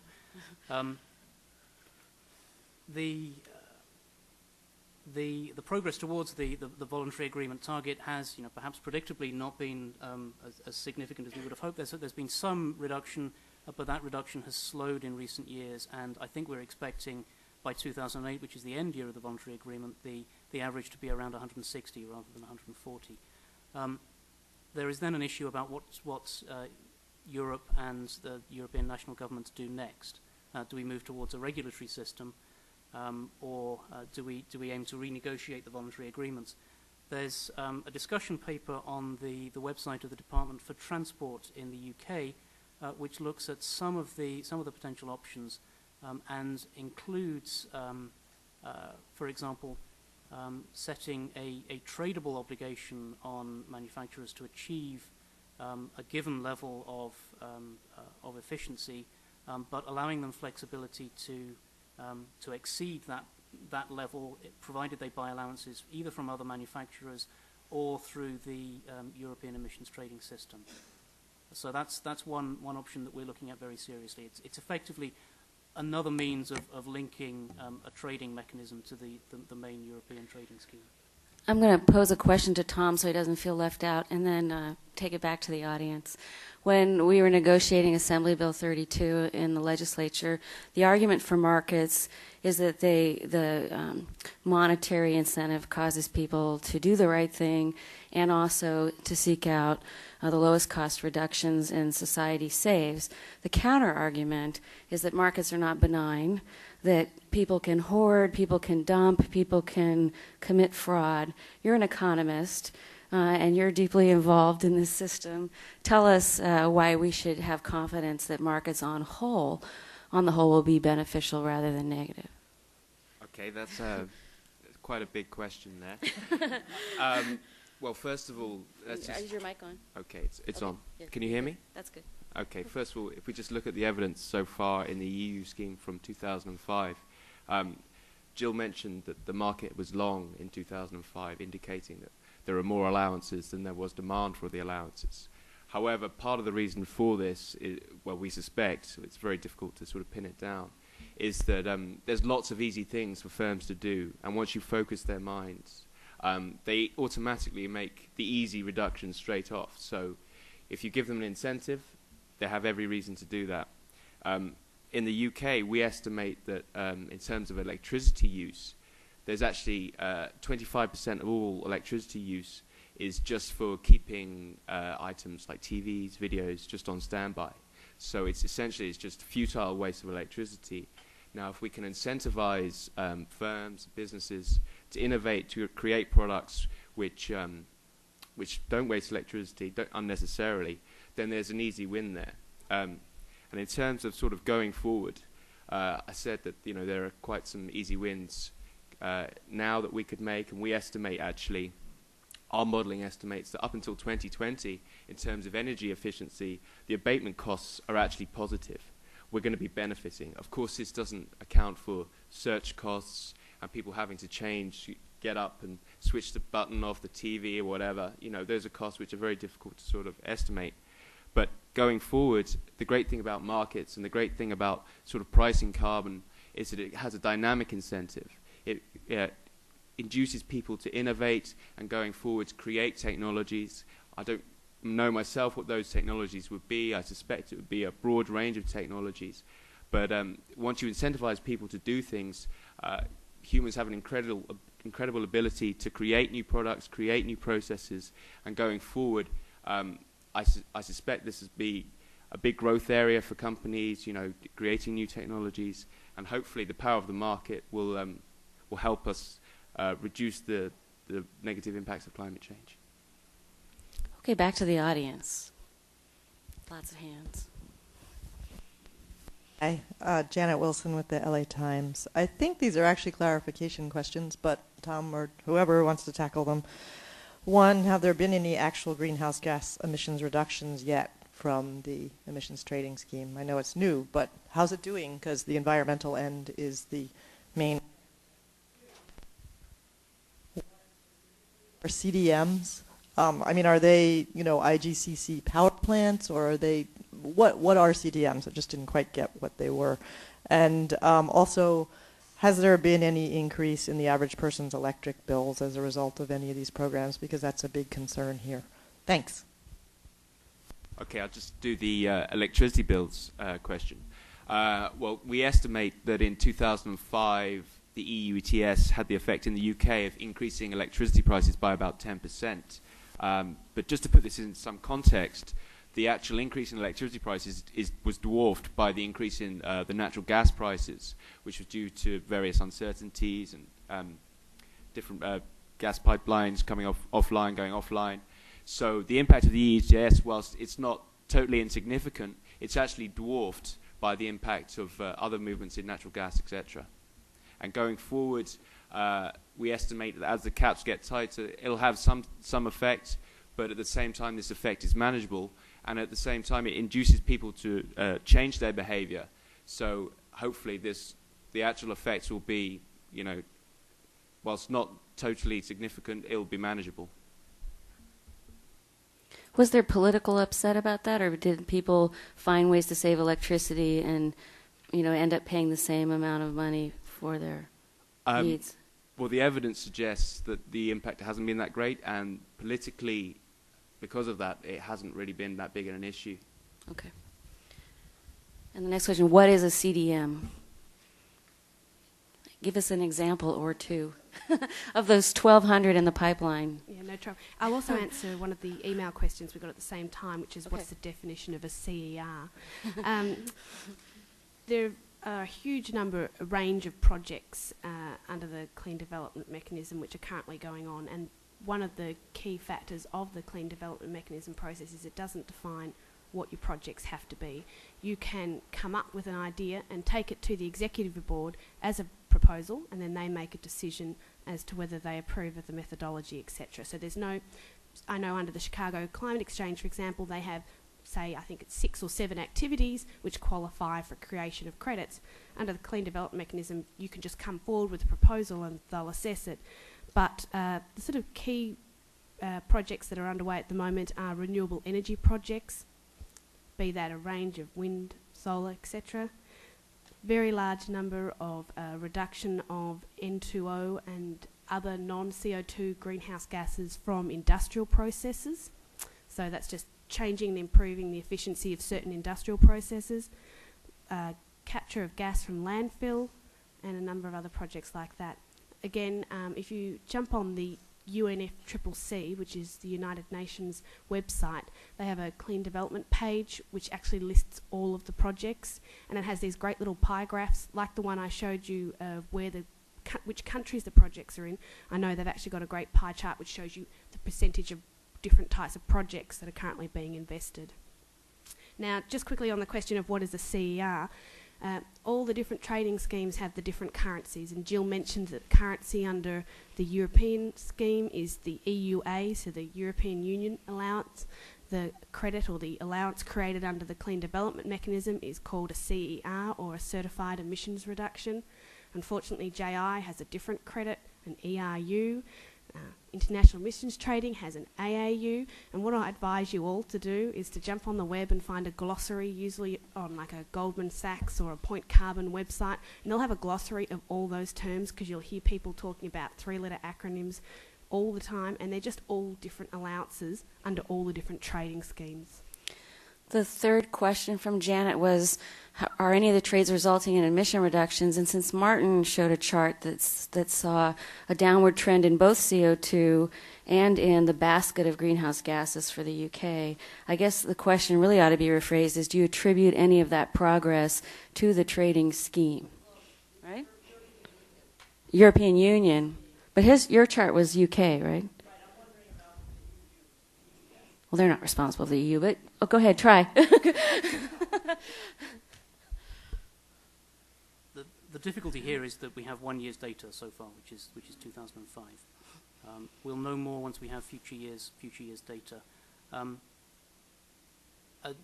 Tom was essentially making this point. It feels a little strange that when we look at the data from 2005, there's been concern about the fact that emissions were lower than expected.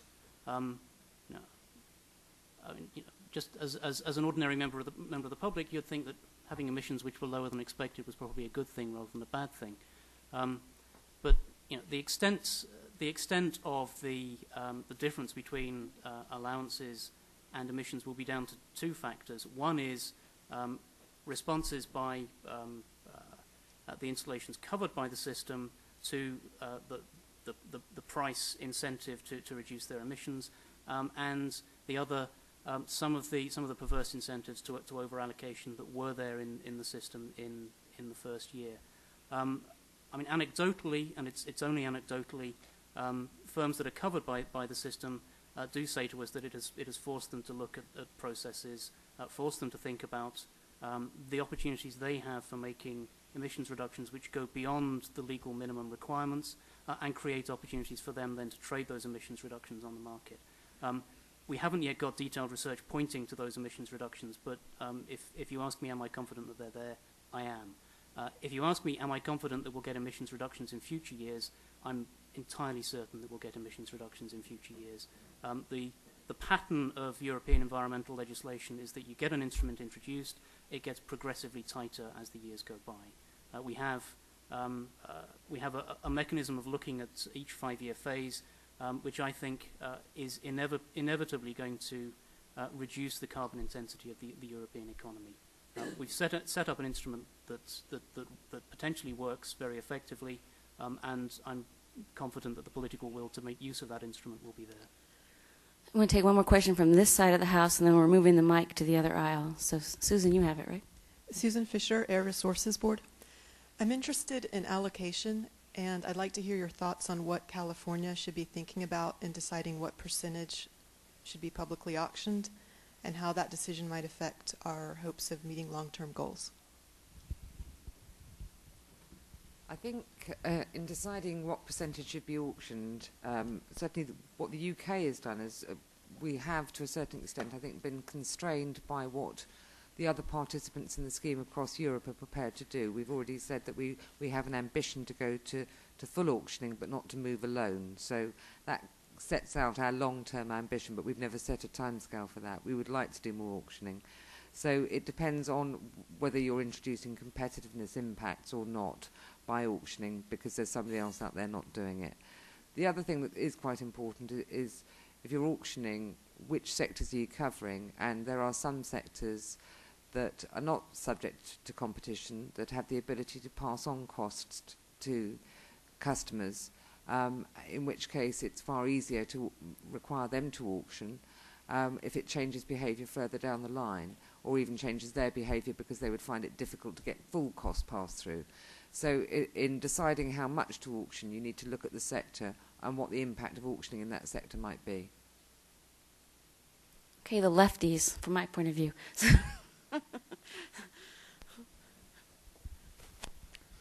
Hi, Doug Thompson with the Air Resources Board. And if I could return to surface transport, because here in California, better than 40% of our emissions are thought to come from that source. And though we've been successful with we hope to be successful with a regulation to reduce emissions on a per vehicle basis, that will be effectiveness will be limited by the growth in miles of travel. So my question is, what's your thinking in that area? First of all, are transport emissions part of each nation's allowances, and are you moving closer to where they'll become part of the trading scheme? Transportation emissions are not currently covered by the European emissions trading system. They are covered by the obligations of the European member states under the Kyoto Protocol. So domestic transportation emissions are covered by the 8% target for the European Union as a whole to reduce emissions below 1990 levels, and the 12.5% target that applies to the United Kingdom. One option is to look at trading mechanisms for tackling those transportation emissions. We have other options as well. We have certainly in the UK and in Germany a relatively high level of taxation on fuel for vehicles. We are also now consulting on the introduction of an obligation on fuel suppliers to market at least a percentage of the fuel that they sell onto the market from renewable sources, so bioenergy sources in particular. There are probably a range of other transportation mechanisms that we have that we could provide you with further details on. More questions?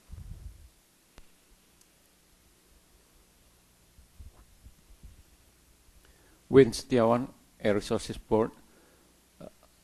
The evidence of climate change is overwhelming. As a result, climate change debate now has moved from science to politics to technology and, more importantly, to economy. In your opinion, have we reached a global tipping point in climate change movement? If not, what will it take for the global community to reach to that point, short of a major disaster?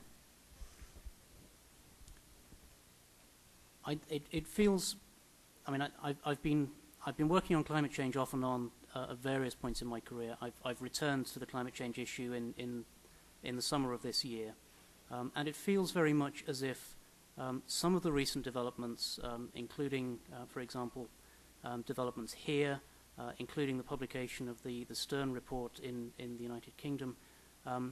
And I suspect that the evidence from the Intergovernmental Panel on Climate Change, when they publish their next assessment, I think it's next year, it feels very much to me as if this is creating a significant level of political momentum worldwide to tackle the climate change problem. I'm very optimistic that over the next 10 years, you will see a significant increase in mitigation activity across global economies. So I think the message is getting across, and the world is now preparing to tackle the climate change issue. Whether it's doing so quickly enough to avoid dangerous climate change is something that it's very difficult to predict. That's subject to a huge amount of uncertainties in the science. And certainly one of the messages from the Stern review of the economics of climate change was that decision makers need to think about the downside uncertainties in climate science and need to factor those uncertainties into the approach they take on mitigation. The cost of not acting. There were two more hands on the aisle. There's Adrian in the back. Someone here. Okay. Hi, Adrienne Alvord from Assemblymember Pavley's office. A couple of you mentioned one of the issues and one of the lessons to deal with is the imbalance of information between public officials and businesses. And going forward, I think we'd be interested in your recommendations for how we in California could deal with that and maybe what some of your plans are for moving forward. I think you already have plans to introduce monitoring and reporting, compulsory monitoring and reporting, and I think actually that independently verified information is invaluable. And what the European Union scheme now has is it has that first year's reconciliation data of verified emissions. It'll have some more next year. We will build up a picture that gives us more information. There has been discussion in Europe, not in terms of better information for policy officials, but for markets, is whether companies should report on a quarterly basis. Wow. But I think as far as policymakers are concerned, you need to build up that information. That takes time, and you need verified emissions data.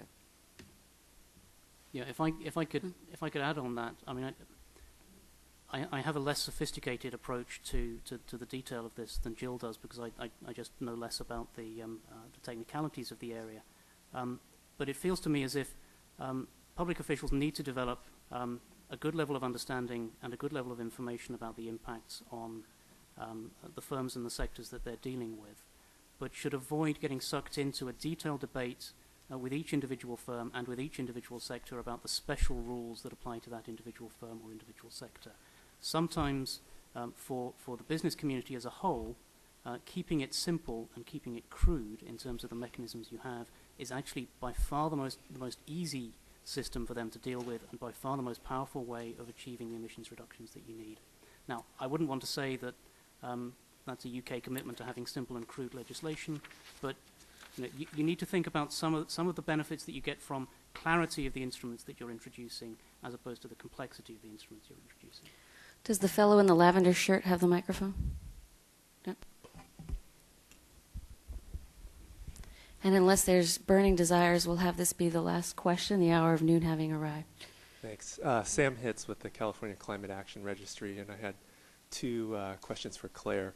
The first is I was wondering if you could just expand a little bit on what you see as the benefits of unilateral linkages.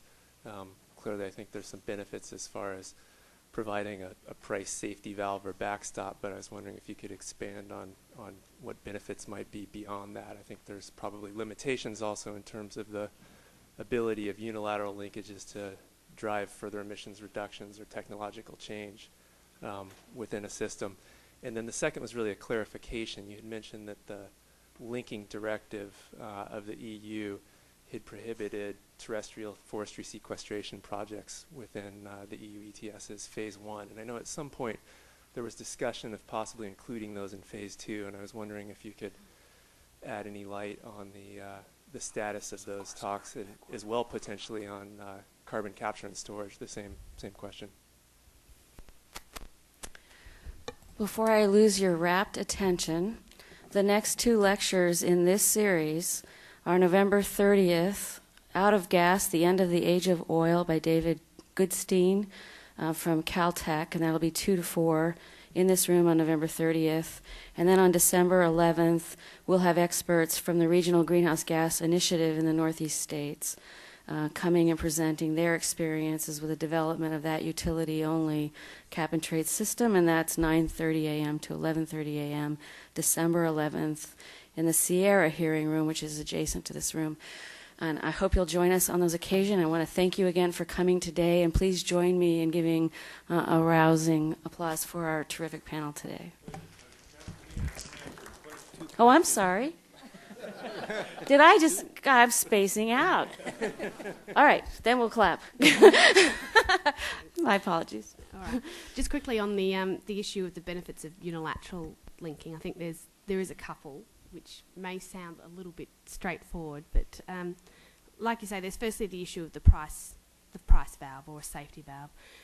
Just with the philosophy behind why you give away or allocate allowances for free in the initial stages of a scheme, you're introducing a major new scheme, and these firms have invested in assets and a whole range of processes, practices without knowing that this system was going to be introduced.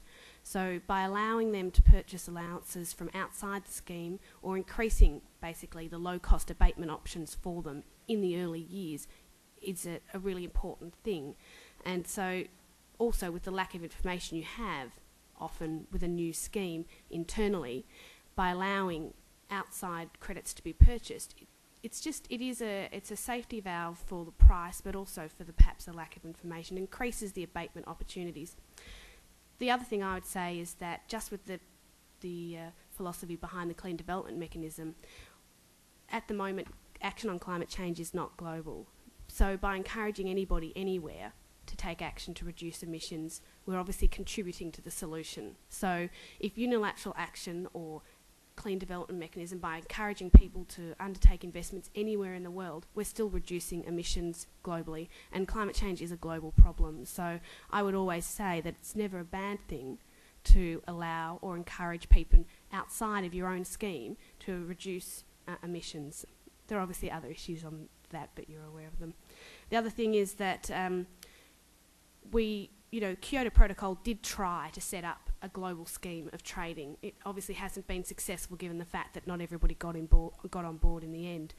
By linking up schemes, whether it be unilateral or whatever, you're starting to make that step towards expanding and towards a more global collective action on climate change. So I'd see unilateral action or unilateral linking as sort of a first step towards all those processes. So that would be the benefits from my perspective.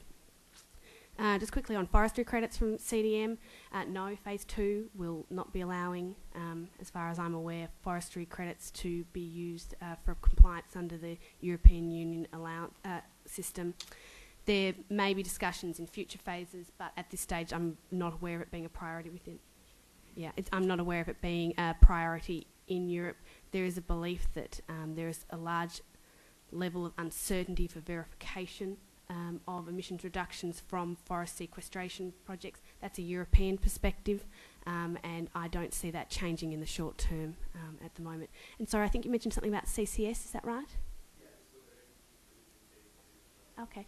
The discussion of how to credit or take into account CCS in the European scheme is still under discussion and negotiation. Sorry. And I might hand over to Jill just on that one if I can.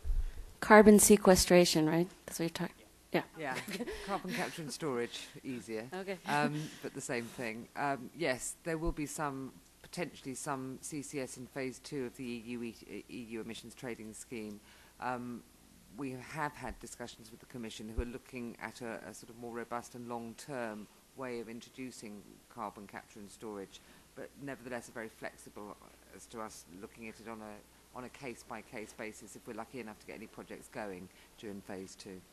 Yeah, just on that, at the moment the legislation doesn't allow for it explicitly, but we think we found a workaround with the European Commission, and there's a lot of willingness to make that possible. You're trying to sneak in another question? Is it short? Is it complimentary? Go ahead, Michael. I'm not sure the mic is necessary for this. Catherine, thank you to the Air Board for hosting this event, but I think thanks also need to go to Martin Uden, the Consul General of UK in San Francisco, who's here this morning, Annabelle Malin, the Science and Technology Officer, who has made today's program possible. I think as California prepares to thrust itself into a carbon-constrained world, it's important for us to realize that after 25 years of being the alpha dog in environmental leadership, that we have a good deal to learn. And I think that the UK's measured and understated style makes the lesson easy to swallow, and a very constructive program. Thank you to our guests. And thank you very much for correcting that oversight. And one more thank you to James Riley, the Senior Energy and Environment Advisor from the British Embassy, who's also here with us today. And every word of that last answer to the 3 questions was well worth waiting for. I apologize again for interrupting the flow. And now please join me in a rousing applause for our panel.